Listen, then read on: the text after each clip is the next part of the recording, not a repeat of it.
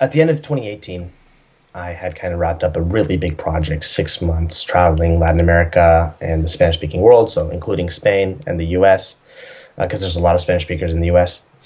And I had been directing and DPing that, and I was just thinking like, okay, I have this kind of newfound confidence, this skill set that I can really apply. I think I could do something special, on YouTube. And I never forgot about it. Like I never let it go fully. I think there was a period where I was like, yeah, I don't want to focus on this as much, but the pull of wanting to create something and share it on the internet was just too strong. Like I could not ignore that. Yeah. So end of 2018, I started posting again. And for 4 or 5 months, it's going nowhere. I'm actually losing subscribers every single time I post.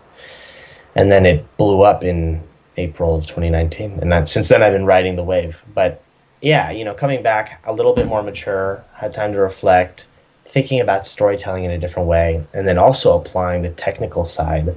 I think I had sort of a unique combination of factors that helped crack the code. But I really had no idea, and I really had a lot of self-doubt still. I was like, is this even possible? Like, are people even going to care about what I'm talking about and what I'm trying to do? Yeah, so you restarted on YouTube in 2018, and you brought your videos to a new level. The quality was much better. And then you posted all those videos for 4 or 5 months and nothing happened, right? How does that feel? Isn't that frustrating? It was frustrating. I mean, I definitely had I was trying not to complain about it, but if you talk to my parents, they heard about it. I would go to them and I'd be like, I just spent 40 hours on this. Yeah, exactly. And 36 people have watched it or whatever, or a couple hundred people. Yeah. And then you see on YouTube and it seems like, you're comparing and you're trying to figure out what the heck is going on. And there's people with established audiences where you're like, hold on, I'm doing something that's at least of comparable quality, right? Yeah. But I took it as a challenge to just get better every single time. So every video had to be better than the last. And I was going to go all out with time lapses and the music and the cutting and the reflections and the color grading and the topic and the thumbnail and the title, like all of it. It's just the whole package needed to be premium. So that was the direction I went. And that's not like the recipe for success, because there's actually many recipes for success, but it was the way that I had to do it because it's what made me feel proud of what I was doing and brought me that kind of joy for storytelling, and in the end it worked out. So I understand that frustration that you were just talking about, because not long ago we launched our first YouTube channel here for Creator Smarts, starting from zero. And right. I mean, I do have another YouTube channel where we talk about language learning, which is we have like 30 or 40,000 subscribers there, but just starting all over again from zero just reminds me how hard it is to start from zero. My colleague Ollie, he uploads these video on a weekly basis, and the quality is like really good, really informative, very high quality, but it really takes, I mean, we have been doing this for a few weeks now. We have like 40 or 50 subscribers. Like, it's like, shit, is this ever going to take off? But I guess in those cases, you just have to believe in the process, right? You have to believe that if you keep putting out quality work over a long period of time, consistently, every single week, one day it's just the algorithm is going to pick it up and promote it to new people. Yeah, you have to have this kind of long-term view and to really stick at it and to be stubborn in a sense. It's not even just patient, but stubborn. Yeah. So what was it? Oh, go ahead.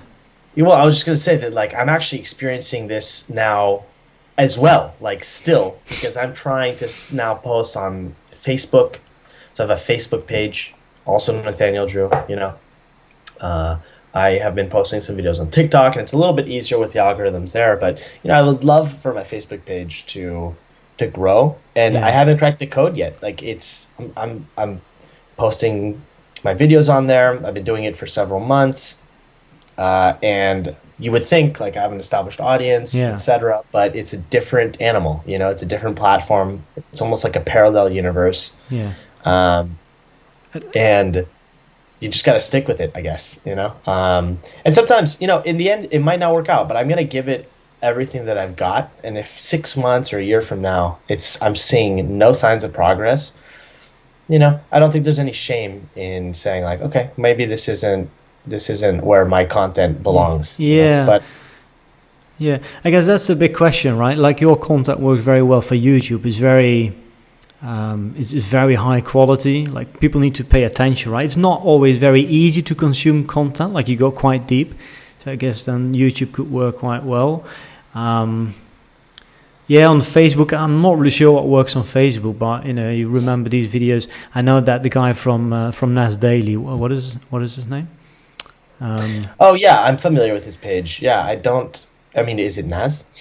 No, it's not Nas. That's the name of his channel. It means people in Arabic, apparently. I forgot his name. Anyway, he's huge on YouTube, right? He has like millions and millions of likes there. But his videos are very short, easy to consume. I think in the beginning they were only 1 minute. There's like big subtitles, so it may be better for an audience that pays less attention. That for people who are just scrolling. But I guess, I guess that's agree. what we. It's look. I don't want to write it off because I think in some ways, Facebook and TikTok are more the Wild West, if you will. Yeah. And that was YouTube not that long ago. Yeah. And now YouTube has evolved quite a bit. And, even just in 2018, like I said, I wasn't even sure if my content was going to work out on YouTube, and it did. So you never know. Like I believe in the message that I am putting out into the world, and I believe that there may be people out there on these platforms interested in hearing it. And so I'm going to at least give it a shot because I don't want to be stuck to one platform. Yeah.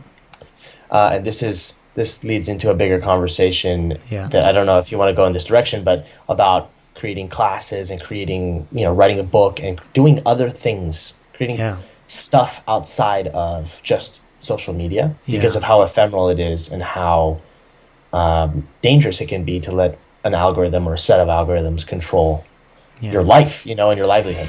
Yeah, exactly.